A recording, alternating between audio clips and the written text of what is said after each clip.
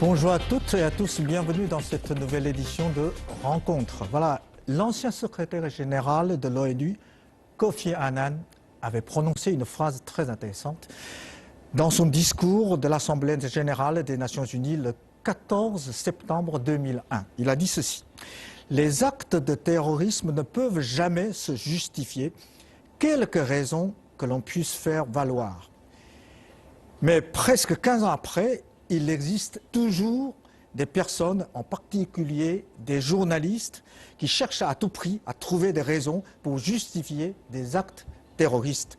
Surtout quand les victimes de ces terroristes sont des innocents civils chinois.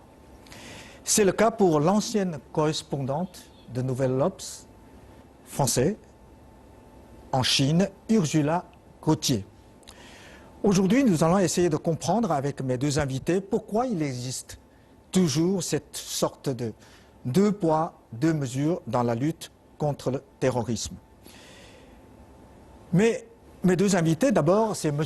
Ting Yifan, bonjour, que vous connaissez déjà très bien, économiste et politologue renommé, auteur de plusieurs ouvrages politiques et économiques, fin observateur de la politique internationale. Et voilà, il est sur notre plateau. Merci d'avoir accepté notre invitation. Et aujourd'hui, nous avons un autre invité exceptionnel. Il n'est pas sur notre plateau, il est en France, il est à Toulouse. Il va nous rejoindre par téléphone. Il est écrivain, romancier et journaliste. Il a publié une vingtaine de livres, de romans, mais aussi des essais politiques. Il a obtenu le prix littéraire Roger Vaillant. Et il est écrit aussi beaucoup d'essais politiques, dont l'un des plus connus, c'est La face cachée du reporter sans frontières.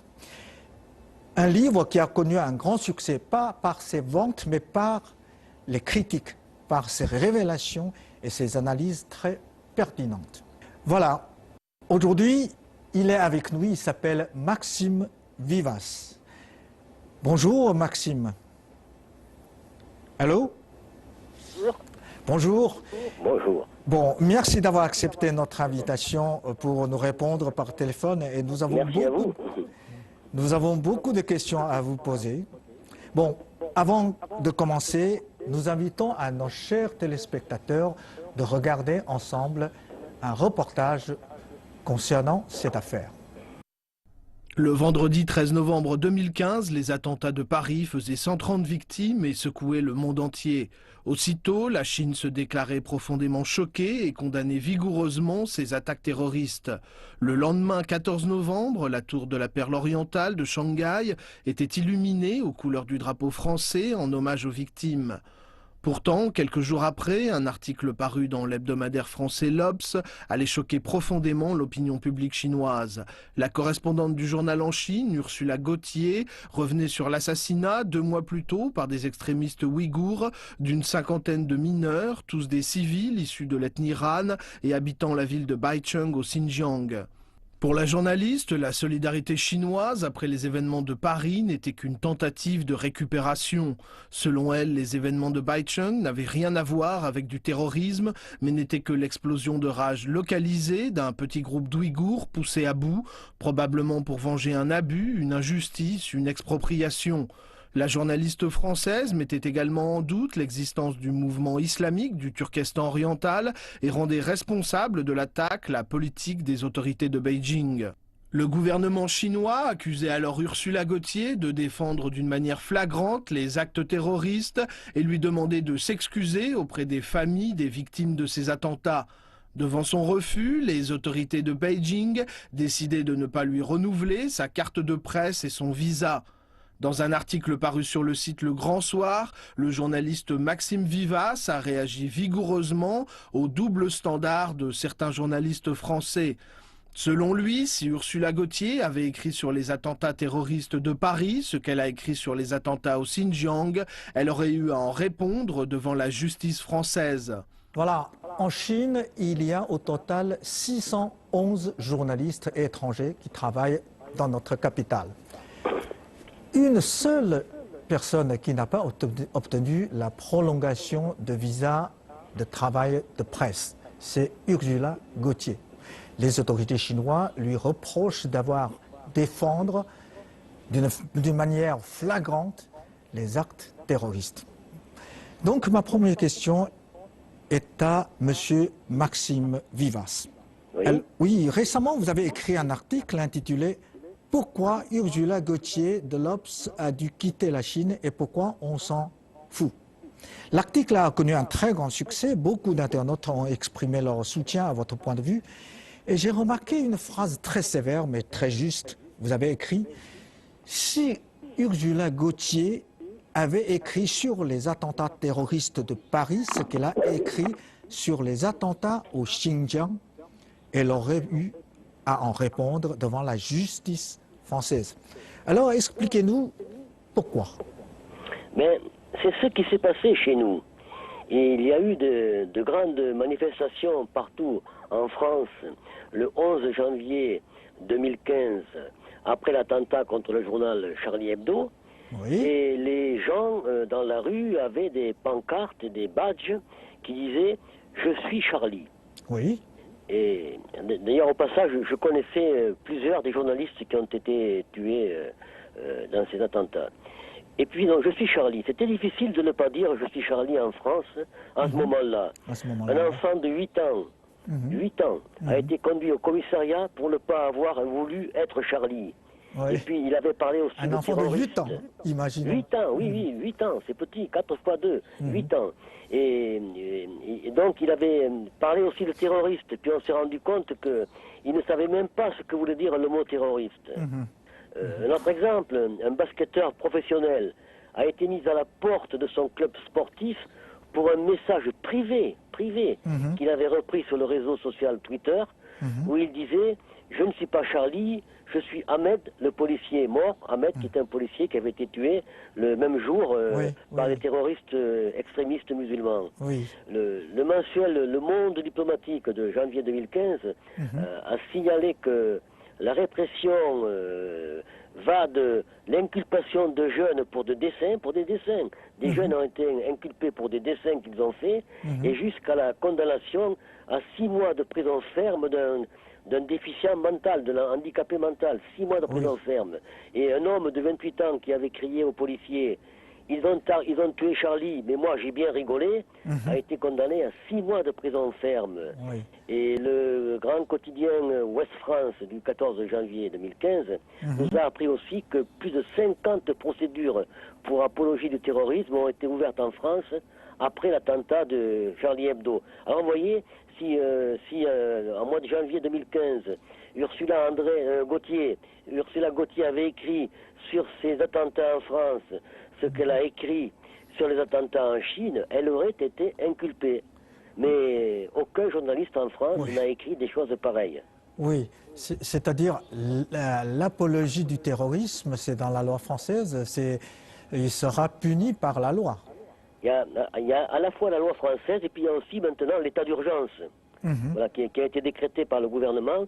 Et donc, il faut être extrêmement prudent dans ce qu'on dit, dans ce qu'on écrit, et y compris dans les réseaux sociaux comme Twitter, comme Facebook, parce que tout ça est vu et contrôlé, et on peut se retrouver dans un commissariat ou devant un tribunal si on a écrit des choses qui pourraient ressembler à l'apologie du terrorisme.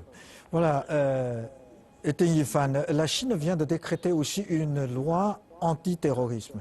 Désormais, la loi chinoise, comme la loi française, va punir aussi l'apologie du terrorisme. Il faut dire que Ursula Gauthier a de la chance d'avoir écrit cet article avant le vote de cette loi. Mais en plus, il faut dire que finalement, le gouvernement chinois est très tolérant vis-à-vis de ces journalistes étrangers, d'une manière générale. Oui. La presse étrangère est totalement libre en Chine, elle raconte un peu n'importe comment et n'importe quoi sur le gouvernement chinois. Et en fait, le gouvernement chinois, sauf cas extrême, comme dans le cas de l'apologie du terrorisme, il n'a rien fait pour expulser les journalistes étrangers de Chine. Oui.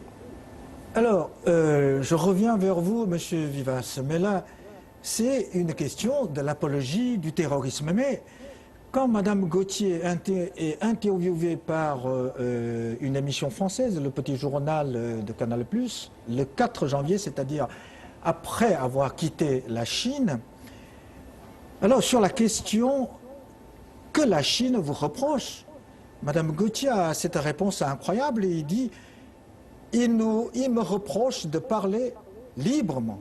Ils voudraient que je parle en reprenant leur propre langage. Durant toute l'émission, pas un mot sur le terrorisme, pas un mot sur la raison du refus de son visa avancé par les autorités chinoises. Soit Madame Gauthier a défendu de manière flagrante des actes terroristes dans un article. Alors une question de défendre de manière flagrante des terroristes devient une question de liberté d'expression. Et quel est votre commentaire sur cette façon de changer le sujet? Alors, moi, j'ai vu cette émission Oui. et j'ai lu aussi les communiqués des autorités chinoises. Oui. Et ils ne lui ont pas demandé de parler comme eux. Au cours de l'émission, elle dit que les autorités chinoises avaient été incapables de lui montrer dans son article un mot qui serait faux ou exagéré. Mais c'est au contraire l'analyse Oui. de son texte qui a conduit la Chine à ne pas renouveler son visa. Oui. Et puis, moi, en ma qualité de journaliste, j'ai analysé son article litigieux. Oui. Je l'ai analysé. Oui. Deux exemples. Elle qualifie de minorité remuante les terroristes ouïghours qui ont fait des attentats aveugles contre d'autres Chinois. Mais en français, vous savez bien, le mot remuant s'applique souvent à des jeunes enfants qui ont trop d'énergie, qui ne peuvent pas rester assis, qui bougent beaucoup. C'est un adjectif plutôt sympathique.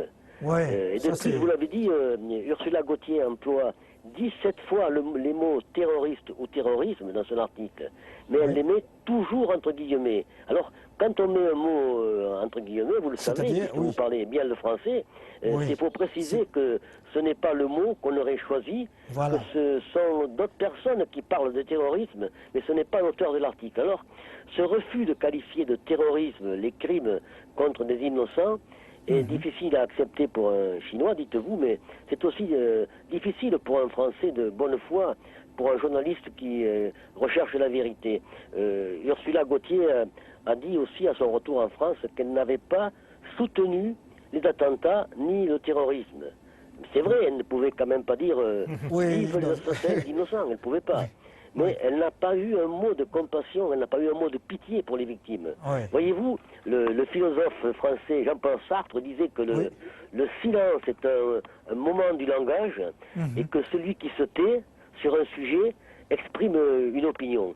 Et je voudrais terminer sur cette question pour vous dire que je n'aime pas cette manière qu'a Madame Gauthier de faire le tri entre les bons Chinois qu'il faut excuser quand ils tuent et les mauvais Chinois qui ont tort même quand on les découpe avec des machettes et même quand on les poignarde au hasard dans les rues. Je n'aime pas cette manière de faire un fait le tri entre les Chinois. Oui. Et en fait, comme vous l'avez dit, le silence, pas un mot pour les victimes, ça montre déjà une attitude très claire. Absolument. Absolument, oui.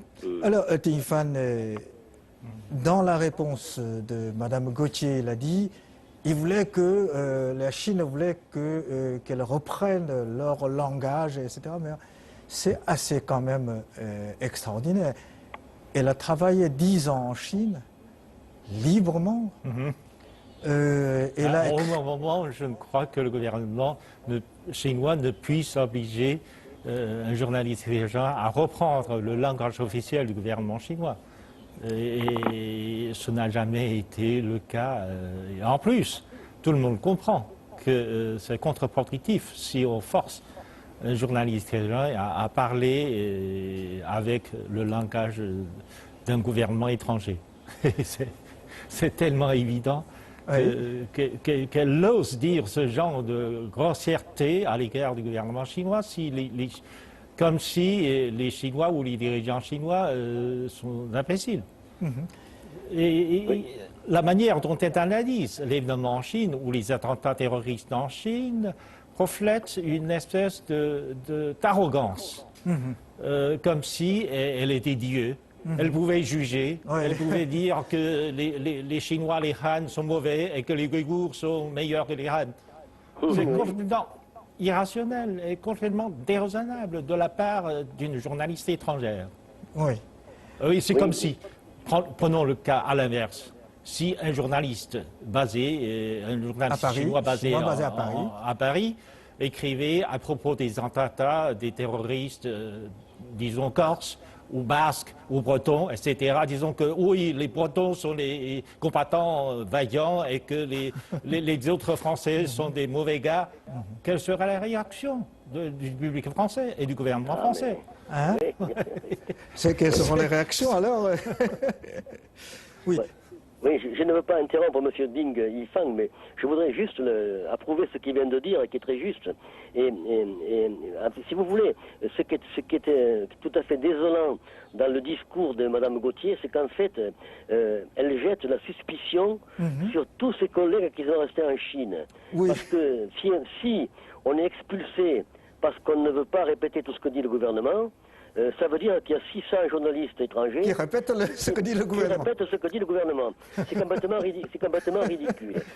Madame Gauthier, dans son article, a écrit une telle phrase, la phrase suivante. Or, aussi sanglante qu'elle ait été, l'attaque de Bashan, la ville de Xinjiang, ne ressemble en rien aux attentats du 13 novembre à Paris. Mais pour nous, les Chinois, dans ces deux cas-là, les victimes sont toujours les innocents civils qui n'ont rien à voir avec le gouvernement. Mais pourquoi, dans les yeux des Gauthier, quand les victimes sont chinois, alors ce n'est plus des actes terroristes, ce n'est pas deux poids deux mesures, là, c'est difficile à imaginer. Oui, c'est deux poids deux mesures. Si vous voulez, il y a eu ce mois-ci en France, hein, au mois de janvier, il y a eu deux terroristes, des extrémistes musulmans, qui ont essayé de tuer des innocents à la machette. Alors ils n'y sont pas parvenus. Mais l'un a attaqué un commissariat de police, il a été abattu, il est mort. Et l'autre a attaqué un professeur juif et il a été arrêté. Et en France, tous les médias ont parlé de ça avec horreur. La presse écrite, les radios, les chaînes de télévision, c'était les événements les plus importants de l'actualité. Tous les médias ont alors parlé de terrorisme, sans guillemets. Pas un média n'a essayé de trouver des excuses aux assaillants, pas même d'essayer de donner une explication à leurs gestes. Alors donc, en France, essayer de tuer 2 Français, c'est affreux. Mais si des tueurs exécutent 50 travailleurs à la machette en Chine, ben c'est pas du terrorisme pour Mme Gauthier. Alors, pour nos médias, ce n'est pas un événement, ce qui se passe en Chine. Ils n'en parlent pas, ou alors ils en parlent très peu. Alors, voyez-vous, pour un journaliste comme moi, ce deux poids, deux mesures est inacceptable. C'est une honte. Vous comprenez, on ne demande pas aux médias français d'aimer la Chine, ou d'aimer son gouvernement ou sa politique, c'est pas ça. On leur demande 2 choses. En tout cas, moi, je leur demande 2 choses. De dire d'abord la vérité, avant d'exprimer une opinion. Le journaliste a le droit de dire la vérité, oui. Voilà, et Mme Gauthier a beaucoup menti, vous l'avez inventé. Et on demande aussi de ne pas avoir du mépris pour tout un peuple, parce que là, on est proche du racisme. Écoutez, quand Mme Gauthier écrit que la Chine est une société qui n'éprouve que peu de sympathie pour le reste du monde, elle n'exprime pas un désaccord avec le gouvernement chinois. Elle aurait le droit de le faire. Elle n'est pas membre du Parti communiste chinois, donc elle fait ce qu'elle veut. Mais là, elle désigne l'ensemble des Chinois et elle prétend qu'ils n'aiment pas le reste du monde. C'est terrible d'écrire ça. Moi, pour avoir été en Chine 2 fois, pour avoir fréquenté des Chinois en France, dont vous, M. Rowling, M. Zhang Rowling, je sais que ce n'est pas vrai. Elle ment. Et si vous voulez, ce qu'elle dit en filigrane, ce qu'elle dit, c'est que les Chinois ne nous aiment pas, et donc il ne faut pas les aimer. Alors, moi, je supplie les Chinois qui nous écoutent de bien comprendre que Mme Gauthier ne représente pas le peuple de France, ni les journalistes français. Mais dans son article, il a prétendu même que le groupe terroriste EITM, c'est-à-dire Mouvement terroriste ouïghour, n'existe même pas.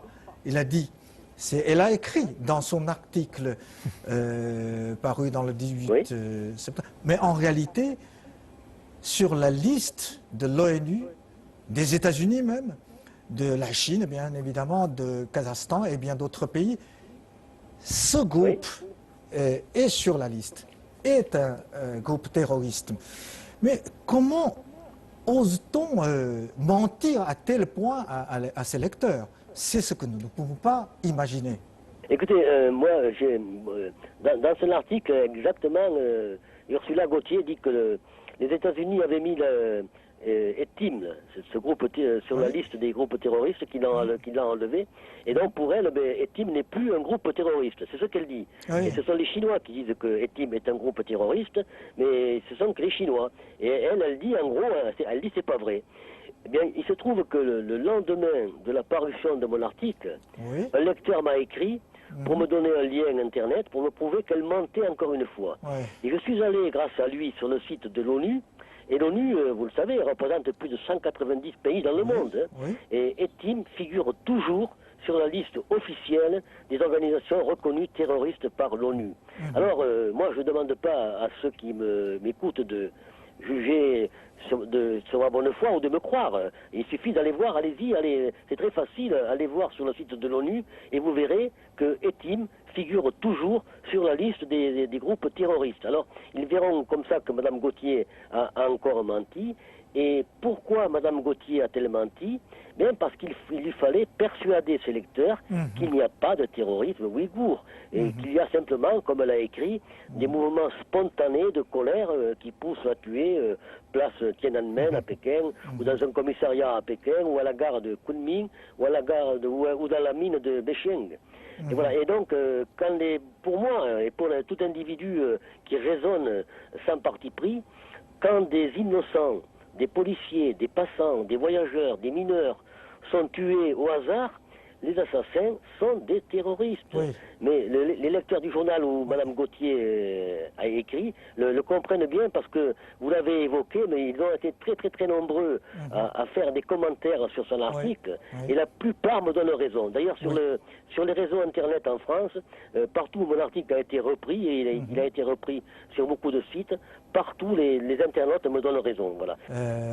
Il y a toujours des gens qui comprennent la réalité, la vérité, surtout très courageuses. Parce que après la publication de son article par le Nouvel Abars, j'ai remarqué qu'il y a eu aussi un débat dans la presse internationale. Par exemple, le Guardian, un journal anglais, a publié une critique de son article et puis des réactions, etc.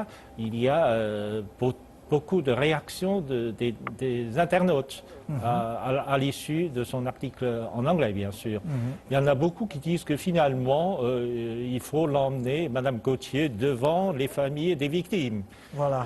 À ce moment-là, elle aurait regretté. Elle n'aurait pas regretté que le gouvernement chinois lui ait refusé la prolongation de son visa à ce moment-là. Bon,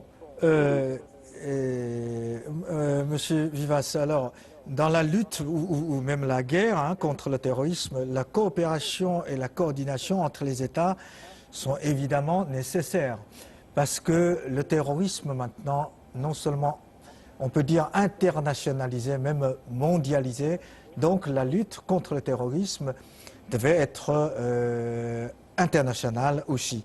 Mais et d'ailleurs, lorsque Paris était frappé par le terrorisme, le cousin germain de vos fils, Frédéric et Aurélien, est l'une des victimes de Bataclan. Oui, c'est un jeune homme qui s'appelait Nicolas Classo et que j'ai vu naître, que j'ai connu quand il était tout petit, je l'ai vu grandir et qu'il a été parmi les premiers d'ailleurs des 93 victimes du massacre du Bataclan et lui il est mort, il avait 3 enfants. Voilà, c'est à cause de ça que dès le lendemain, le peuple chinois a montré son solidarité pour les victimes de l'attentat de Paris. La tour de Perle-Orient de Shanghai de télévision a montré bleu, blanc, rouge. C'est justement cette solidarité a suscité la haine de Madame Gauthier. C'est vraiment difficile à imaginer. Alors, Ting Yifan, comment réagit le gouvernement français sur cette affaire? Est-ce que cette affaire aura un impact sur les relations de nos deux pays ou sur la coopération de la lutte contre le terrorisme entre la France et la Chine? En fait, le gouvernement français est très prudent là-dedans. D'abord, la réaction était mitigée parce que, d'une part, Mme Gauthier était tellement exigeante ou pressante vis-à-vis du gouvernement français qu'elle a essayé de se montrer comme victime du gouvernement chinois. Et donc le gouvernement français se sent obligé d'intervenir. Mais bien sûr, il ne veut pas laisser l'impression que le gouvernement français défend quelqu'un qui a fait de l'apologie du terrorisme. Terrorisme, oui. Bien Victime, sûr, c'est plutôt... je pense que le gouvernement français est un peu dans un dilemme. D'une part, il faut protéger ses journalistes. Les journalistes, elle était tout de même journaliste accréditée par une institution de presse française. Donc, le gouvernement français était dans l'obligation de dire quelque chose. Mais d'une autre part, ses propos étaient tellement inacceptables que finalement, même le gouvernement, les officiers, je pense que les fonctionnaires du gouvernement français auraient du mal à défendre ouvertement sa position. En fait. C'est indéfendable. Donc c'est assez difficile. Bon, Oui. Ma dernière question peut-être à M. Vivas. Alors, cette sorte de deux poids, deux mesures, malheureusement, existe partout aux États-Unis, en France, etc. Alors, comment peut-on lutter contre cette sorte de préjugés, cette sorte de jugement mal intentionné des Gauthier, à votre avis? Oui, et M. Ding Yifang le disait très bien, le gouvernement français a été obligé de faire des déclarations officielles. Les médias français ont été obligés, ou se sont crus obligés, de soutenir Mme Gauthier. C'est solidarité entre les confrères. Oui, voilà, y compris, c'est ça, c'est un petit peu la famille, voilà. Est resté symbolique, parce que les politiques et les médias savent bien que Mme Gauthier n'est pas défendable, parce qu'ils savent qu'elle a menti, et que son article acquitte le terrorisme que vous subissez, et donc c'est dangereux pour notre lutte, à nous aussi, contre le terrorisme. Alors elle a perdu cette guerre parce que, vous l'avez dit, plus de 600 journalistes étrangers en Chine, mais ces 600 journalistes, je suis sûr qu'ils ont lu l'article de Mme Gauthier, ils ont vu aussi la réaction de la Chine, ils ont donc vu, puisqu'ils écrivent ce qu'ils veulent sans perdre leur visa, ils ont vu ce qu'il ne faut pas écrire. Donc ils ont compris qu'ils ont le droit de ne pas être les porte-parole du gouvernement chinois, mais ils ont aussi le devoir de ne pas mentir, de ne pas être hostile envers le peuple chinois, de le respecter, de ne pas soutenir le terrorisme, parce qu'encore une fois, il faudrait le dire à ceux qui peut-être l'oublient en France, la vie d'un Chinois vaut celle d'un Français. Alors moi, si vous voulez, je suis sûr que le gouvernement chinois n'est pas infaillible. Je sais que nous ne voulons pas en France du système politique chinois. Et les Chinois, sans doute, ne veulent pas d'une autre. Mais voilà. Mais je suis sûr aussi que dans la lutte contre le terrorisme, nous allons travailler ensemble, nous devons travailler ensemble, et nous allons travailler sans Mme Gauthier et peut-être contre Mme Gauthier. Alors, comment lutter contre elle? Je crois que c'est ce que nous sommes en train de faire. Hein. C'est ce qui se fait. Et je crois encore une fois que Mme Gauthier, elle a perdu cette guerre-là. Voilà. Bon, merci beaucoup. Je crois que c'est très bien dit. Mme Gauthier a perdu cette guerre parce que faire l'apologie du terrorisme, c'est inacceptable partout dans le monde. Voilà. Merci beaucoup, Monsieur Maxime Vivas. Merci, Monsieur Zengoli. Merci à Ding Yifang aussi. Merci à vous. Oh, merci. Merci. J'espère qu'on aura d'autres occasions de vous poser d'autres questions sur l'actualité, sur la France, sur la Chine. Merci encore une fois. Merci à vous. Au revoir. Au revoir. Et merci aussi à Teng Yifan. Merci pour votre analyse. Voilà. C'est la fin de cette émission. Merci aussi pour vous, pour nos chers téléspectateurs. Et à la prochaine.